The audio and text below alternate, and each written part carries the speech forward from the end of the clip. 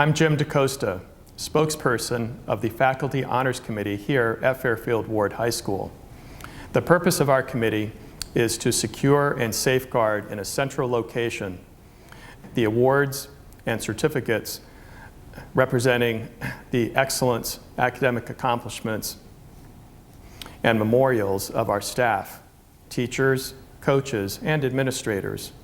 Our special recognition of legendary teachers is to provide a view into the excellence, accomplishments, and atmosphere of each generation of teachers going back as far as we can in the history of our school. We have safeguarded as far back as the 1970s with the inclusion of Coach Fern Tetreault, teacher Bob Gillette, and others. And we hope you'll enjoy the current segment and the history of our program. Thank you.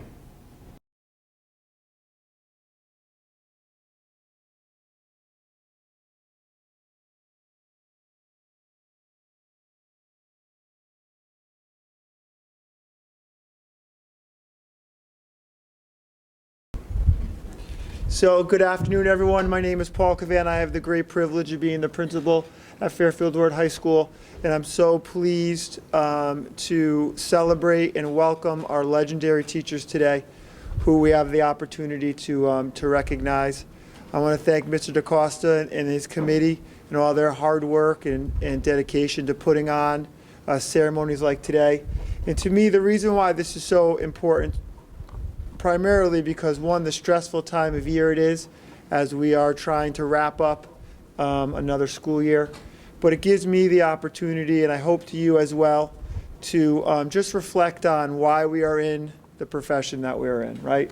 It's not always about SAT scores and grades and teacher evaluation. It's about, touching people's lives, whether it's the students that you work with every day, your colleagues and friends. So I'm very humbled to be able to welcome these legendary teachers and their families today. And without further ado, I'll turn it over to Mr. DaCosta, who will be running the program. Thank you. Okay. I am Jim DaCosta, spokesperson of the Faculty Honors Committee. My fellow committee members are Jeanette Faber, Allison Norrie, Ross Novick, Joe Sod, Peter Shinazu, and Jason Shaughnessy. And we thank Principal Paul Cavanna for his strong support, and we do not take that for granted. It is right to give honor to whom honor is due. The purpose of the Faculty Honors Committee is to secure and safeguard in a central location the awards and memorials of our teachers, our coaches, and our administrators. Faculty Honors is for us and by us. Our space, the soul and personality of our staff, is in the room to your left. Its glass walls make visible our display. We have our legendary teachers plaque with nameplates, our poster with photographs of these colleagues, and a binder with testimonials and anecdotes. A picture of the last two generations of English teachers comes from Charles Abraham and Bob Gillette. Social studies through Jack Strauss and Colleen Kelly. Our coaching staff through Fern Tetreault, for whom our field is named. Math through Joe Cron, who I'm very happy to see is here. World languages through Marie Hayes. Science, Andy Bednarik. Technology and engineering, John Cassay, and I have to say, wood is good since John is in the audience. Music, through Bob Genualdi and Dorothy Straub for creating our Carillon concert. Physical education, Dave Abraham, who is also here in the audience with us, and special education, his brother Mike. Today, we add evidence of interdisciplinary collaboration by recognizing Peter Troop of our Technology and Engineering Department and John Dorland for mathematics, who brought Aero science to our school in the building of our very own Mustang airplane.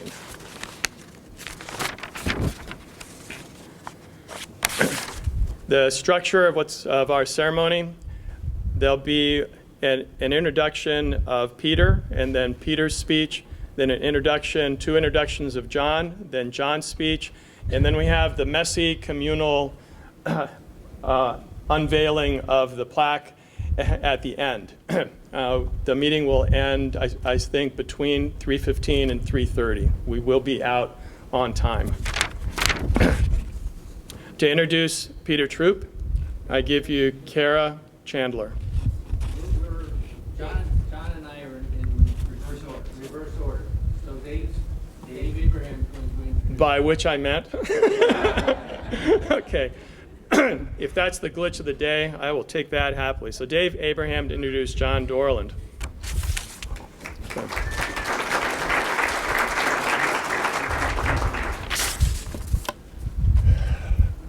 Hello, everyone. My name is Dave Abraham. I'm here to introduce a friend, colleague, John Dorland.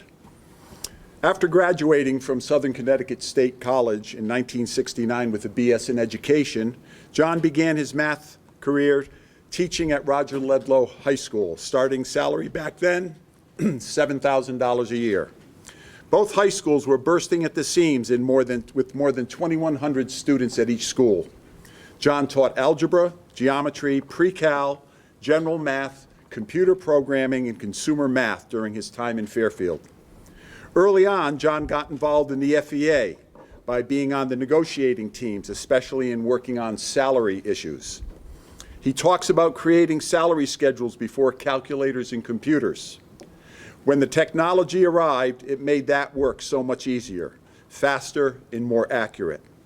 His first contract was worked out with pencil and paper, and each iteration took many hours to calculate the cost of any changes. Over the years, John worked on almost every contract negotiations team until his retirement. Among the highlights of those teams include getting the 6th and 7th year salary lanes on the salary schedule. After being an FEA rep for many years, John was a vice president for 4 years and then president of the FEA for 6 years.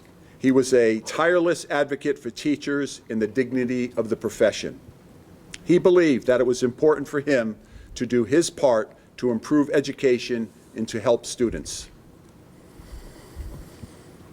John's interest in flying moved him to propose an aviation course, which was very popular. Being a pilot, John took his aviation students on 2 flights each semester: an orientation flight in the beginning of the course and a wrap-up triangular flight at the end.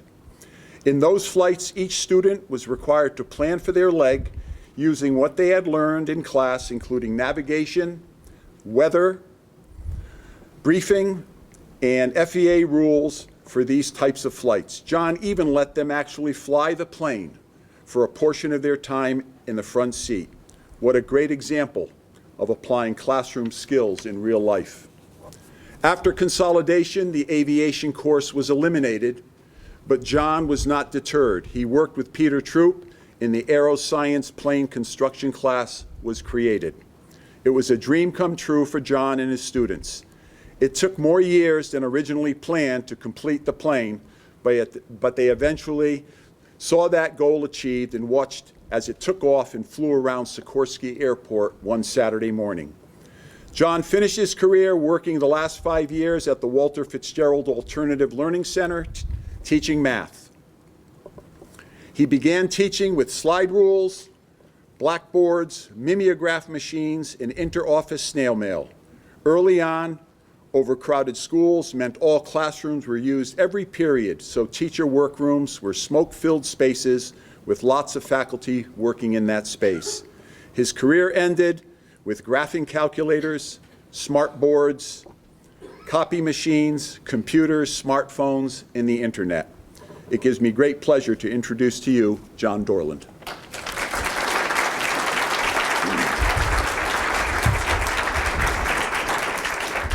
Thanks to one of his former students, we surprised him today and have an additional introduction. Heather, I'll have you introduce yourself.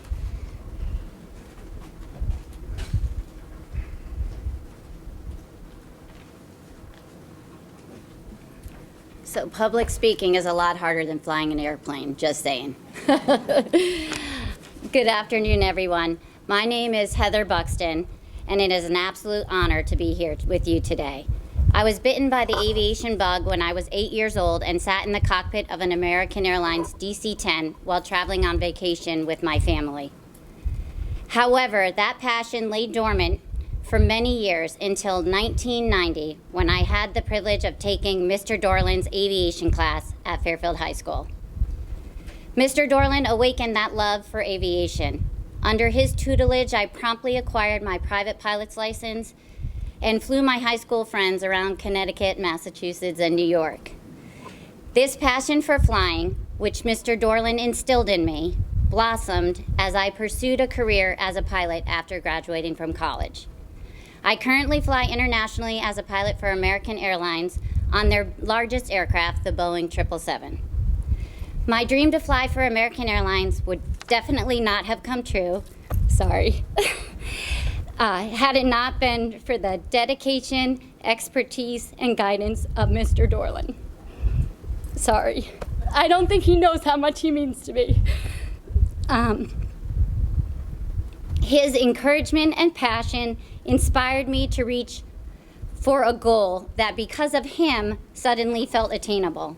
I certainly wouldn't be where I am today without Mr. Dorland. I truly owe him a debt of gratitude. In the 33 years since that first aviation class that I took at Fairfield High, Mr. Dorland's class has expanded. Since I had already graduated, I wasn't lucky enough to have Mr. Troop as a teacher. However, he collaborated with Mr. Dorland and was instrumental in creating the new Aero science curriculum. This new class explored many fundamentals of flight, engineering principles, and even built an aircraft. What these two amazing teachers have done to advance the love of aviation and open endless possibilities for their students is absolutely incredible. I'd like to thank both Mr. Troop and Mr. Dorland for their passion, dedication, and commitment to their students. They have truly made a difference. Thank you for showing us that the sky isn't the limit, it's only the beginning. Thanks, Mr. Dorland.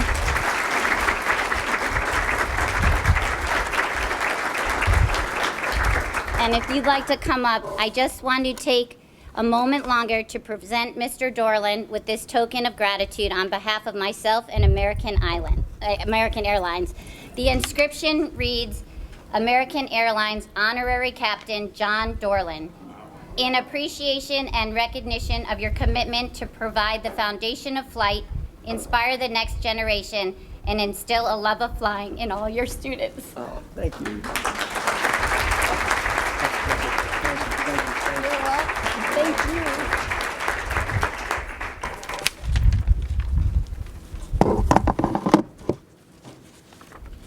Well, thank you, Dave, and thank you, Heather, for those wonderful, wonderful words. It is truly an honor to be up here. As Dave said, I began teaching at Roger Ludlow, and I was very interested in aviation for my entire life. Peter and I are very, very humbled and honored to be up here before you today. And the men and women pictured and mentioned in the room next door are the true giants upon whose shoulders that we walk. They inspired us then and now. We want to share our story about how we were able to create a very innovative and daring course at our school, one in which the students built a full-size, two-seat airplane and were able to watch it fly. What a thrill. My interest in aviation began very early, as my father was a World War II pilot, and he continued flying when I was still young. With the earnings from my first jobs, I took flying lessons at a small airport up in Madison, which is no longer in operation. But it was little more than a cow pasture back then, and my lessons were in a vintage 1940s Piper Cub. Back then, when you first soloed, the instructor would cut off your shirt tail, write the date of your solo on the back, nail it to the wall of the barn that served as the airplane hangar. Flight lessons were $12 an hour, and solo you could fly for $8. Boy, times have changed. But my interest in all things aviation continued at Roger Ludlow High School. I introduced the aviation course that Heather was in. I taught it for about 15 years, continuing through the consolidation of the two schools. It was a slightly altered private pilot ground school. Peter and I were good friends, and I sort of tried to talk to him about, wouldn't it be great to build an airplane in the tech ed department? Being a good friend, he humored me with nice talk, but the times were tough during that period, with enrollments declining and departments protecting their domains. I had written a lengthy proposal for a plane building course, but our entreaties to the administration to include the course in the offerings to the students fell on deaf ears. They said the district was going through in the direction of fewer, not more course offerings. To say that being in the right place at the right time can be blind luck is a very true statement. Because a few years later, in December of '95, Peter and I were having lunch with the faculty cafeteria, with the administrator who searched for and wrote grants for the high school. He asked us if we still had that proposal to build the airplane, because he told us that Sikorsky Aircraft had just called him. They mentioned that they had $20,000 earmarked for education that had to be dispersed before the end of the year or it would disappear. He told me that he needed a proposal right away, so I ran back to my room, brought it to him, and lo and behold, the next week, Sikorsky makes this grand announcement. Fairfield High School awarded $20,000 grant. That was the number we needed to buy the airplane. It was wonderful. However, there was a small problem.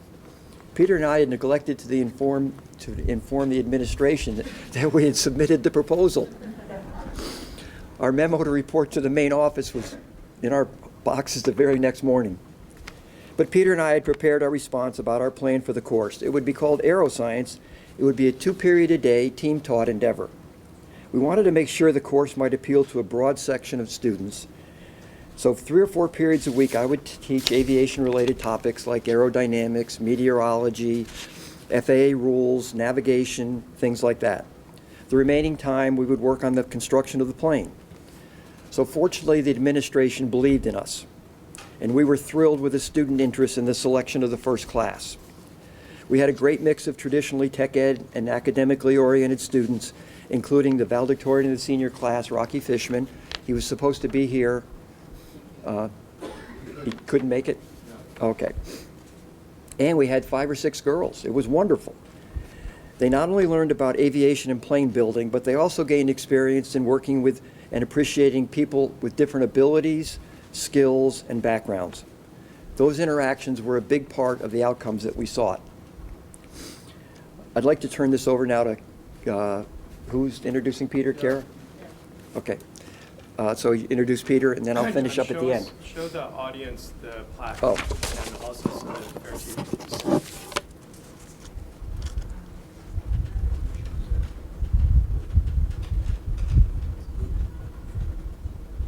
Thank you. Okay, Kara.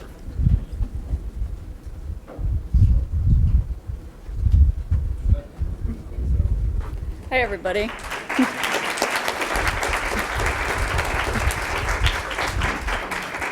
Saw Schultze back there somewhere.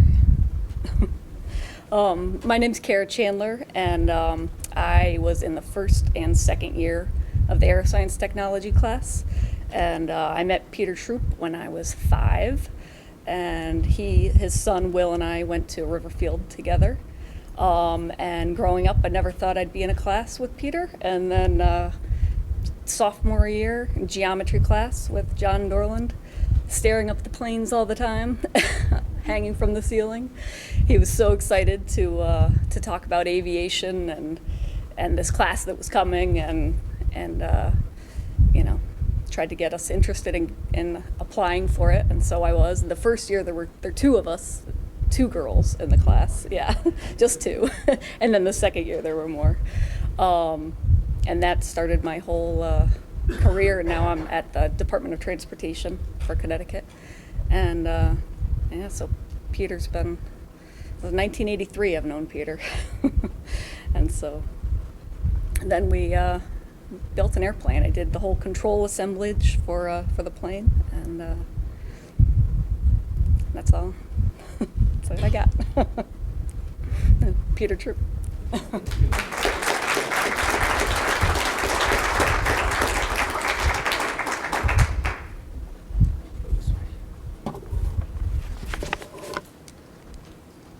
right, need glasses now. Had my eyes fixed. I'm here to tell you about the project, actually. The project was exciting and extremely rewarding, a career highlight. The students were excited as we were and very enthusiastic about the plane. The administration was encouraging and helpful, especially our vice principal at the time, Nancy Larson. John mentioned that we were close friends, but we also worked well together. We are lucky enough to have wives as teachers who were supportive and understood our passion for the project, as well as realizing that teaching was not a 7:30 to 2:10 job. That's if you're at the high school, I guess. When I refer to the project, it's a Kit Fox Model 4, a home/pilot-built kit plane. You can think of it as a really big model plane that will fly with 2 people in it. The plane had a 32-foot wingspan and could take off with less runway than the length of a football field.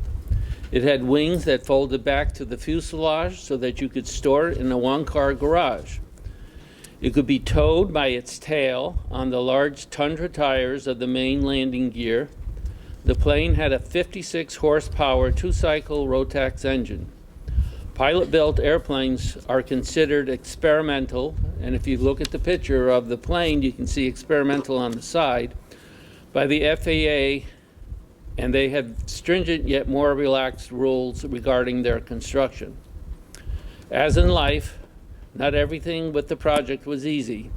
When the plane arrived by truck, it was delivered in one extremely large crate, so large that we ended up having to get a tow mower to unload it. I still remember how the students, John and I, were so excited to get inside the crate and see what was in there. It felt like Christmas morning. It took us weeks to catalog and store all the pieces. Next, we started building and assembling the plane. Luckily, John knew many pilots and home plane builders who were willing to help. We were fortunate, and this project was done in a time where the school security was not as much as a priority today. The individuals would arrive at the back door of our room, where they would be greeted with excitement by the students and welcomed into the shop. The pilots and home plane builders would take time during the school day to come in when we needed their expertise in helping build the plane. We were very fortunate because in addition to being extremely skilled, they worked very well with the students. After the students finished constructing the wing, which was nothing more than 2 long aluminum tubes with plywood ribs that had been epoxied on and had to be covered with fabric, Nan and Dave Jackson, who had constructed their plane, arrived to show the students how to heat shrink the fabric so that it was taut. We also had David Vale, who is here, an instructor, pilot, and plane builder who helped with many construction issues and owned a hangar at Sikorsky, which we took advantage of. Finally, an FAA inspector, Joe Gauthier, who was to become the pilot of our plane solo flight, was a pivotal person who saw to it that the plane was perfect. I would have expected nothing less since he had to fly it. These people continue to help throughout the project, which lasted much longer than John and I ever expected. In total, the project lasted 6 years at Fairfield High School and was featured in the Memorial Day Parade as our students, John and I, walked along the route with the plane. Sadly, after that, the plane had to be put into storage and the Aero science class ended. This happened for 2 reasons. First, we lost our room to the Early Childhood Center, and secondly, the high school was being split into 2 so that the administration could open Fairfield Ludlow High School. John and I both ended up at Fairfield Ludlow High School, which started with freshmen and sophomores and no shops available for 2 more years. At this point, John and I were basically on our own to finish the project. The plane was about 85% or 95% done when it arrived from storage. My brother Matthew, who's also here, who worked for Sikorsky, came on board to help put the finishing touches on the plane. He was always there to bail. He was always there when I needed him. Sorry. At several points during the school day, John taxied the plane at Fairfield High as well as the Fairfield Ludlow football field. I think half the students of Roger Ludlow Middle School were glued to the windows watching these dry run, shakedown runs. The plane finally flew at Sikorsky Airport in 2008 with the FAA inspector Joe Gauthier as the test pilot. The plane was a two-seater and John and I wanted desperately to go for a flight, but the very limited insurance policy we acquired for the single flight prevented us from doing so. I am sure, John would have loved to have flown the plane himself. Liability also came into play when we had to dispose of the plane due to space constraints. We had to sell the plane in parts: the fuselage, the engine, the wing tanks, the hardware. The wings had to be destroyed because they were the critical parts for flight, and it was a sad ending for a great labor of love. Before I hand the microphone back to John, I would like to say that I feel that I am in a unique position, or maybe not quite as unique because Dave's there too, because I graduated from high school in Fairfield. Some of the educators that have previously been designated as legendary teachers, I had the privilege of not only knowing as colleagues, but as teachers. As I reflect on their skills, I am truly humbled to be considered among this group. I would like to thank James DaCosta and his committee for all their hard work, as well as their gentle reminders about deadlines for my speech, resume, and testimonies. When you are retired, deadlines become foreign concepts. These reminders are certainly necessary, at least for me. My wife would also remind me. I would like to thank Principal Paul Cavanna, if he's still here. There he is, for being the host of this ceremony and his continued endorsement of the legendary teacher program. Without his support, aeroscience would have faded into history. And John and I are grateful that we had this opportunity to share our reflections on an extraordinary program. And I would also like to thank the educators who took the time after a busy school day to be here today at this ceremony. It is my hope that each of you can have the opportunity to create a course that targets your passion, and that you have the chance to share your passion with your students like John and I did. And finally, I'd like to thank the Aeroscience students who took time out of their adult lives to be here with John and I thank you from the bottom of my heart. You were the major contributing factor to one of the highlights of my career. It was always about you, and I hope that you knew that in class and you still remember that today. Thank you, and I give the microphone back to John for some closing remarks.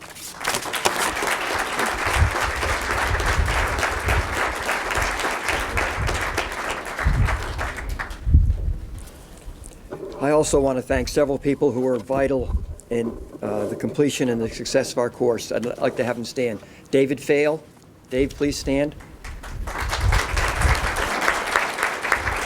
Dave's an award-winning flight instructor and an expert airplane craftsman who's built 2 of his own planes. Dave gave of his time and expertise that really helped us when we had questions and issues. So thank you so much, Dave. I want to thank Dave and Nan Jackson, Fairfield residents, but they're not here, also experienced home builders and aviation enthusiasts who loved working with our group of students, especially when we were putting the fabric skin on the plane. I need to thank Matt Troop. Matt, would you please stand?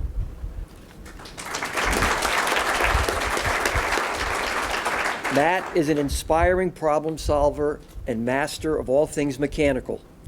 He pulled us through in the end in order to complete that project. So thanks so much, Matt. And I'm going to mention Joe Gauthier, who's not here, as Peter mentioned too already. He was the FAA inspector who checked out our plane, came many, many hours and worked with us, helped us perfect all the things that we needed to get it to fly.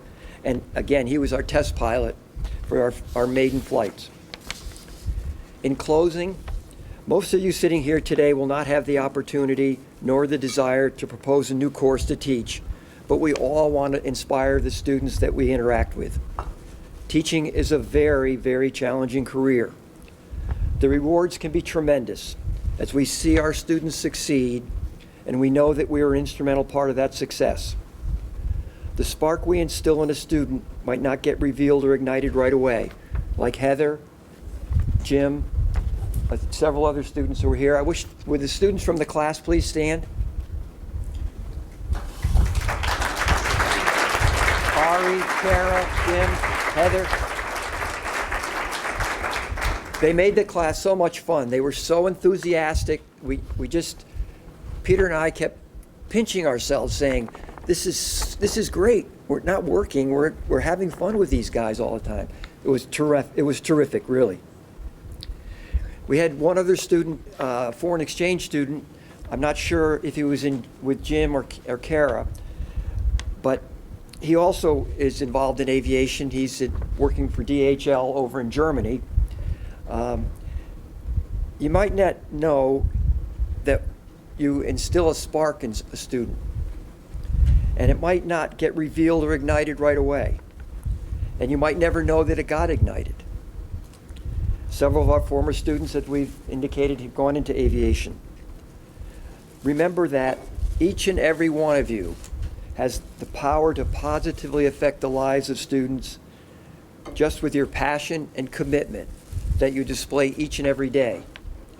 Peter and I are honored to be able to say that we are former Fairfield High School faculty. Thank you again. Thank you, thank you.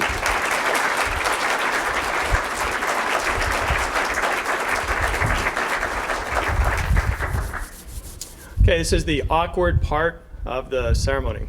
I'm going to ask John and Peter to come back up, and each of our past legends come on up, because we're very happy to have you in the audience. So John Cassay, Dave Abraham, coming up, Joe. And I'm going to favor friends over spouses. Forgive me on that. Okay, now.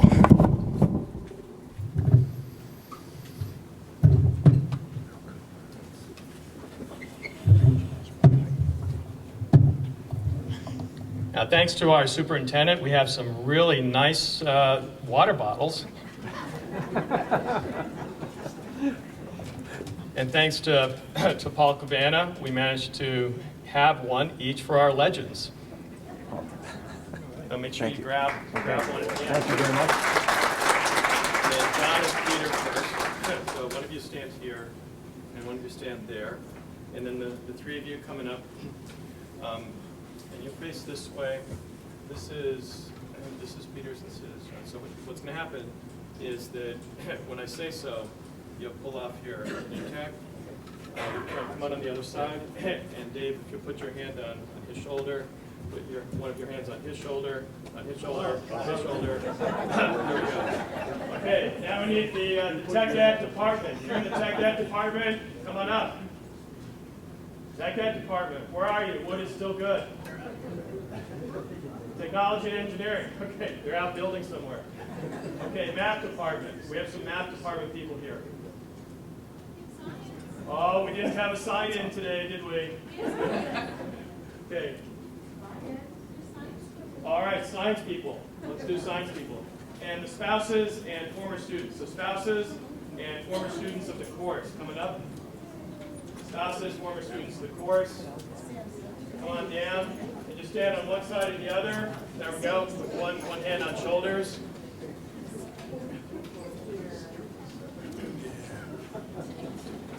Now, if we have any additional friends and family, come on down. Friends and family. I see some friends and family over there. Okay, hand on shoulder. Hand on shoulder. So we're making a human chain. So one side or the other, hand on shoulder. I know. Okay, bend around to the front. Oh, don't go behind Dave, he's too tall. Hand on shoulder. Hand on shoulder. I better go this way.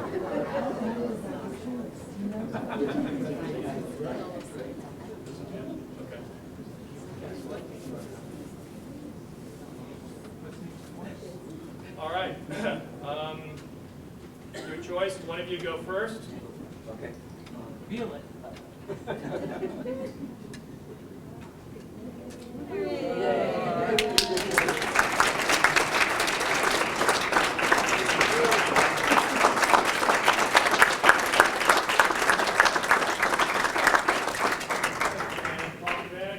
We are now dismissed.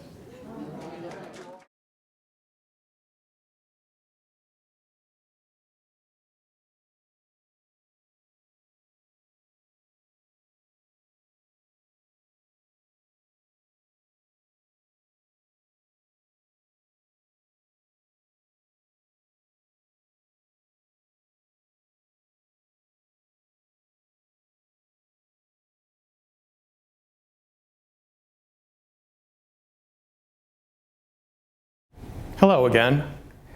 Now that you've seen some of what we've accomplished here at Fairfield Ward High School, if you're a teacher at a different school, whether private or public, or if you're a member of a PTA or just somebody who would like to institute this at your school, please reach out and contact me. My email address will be right across the screen. Thank you.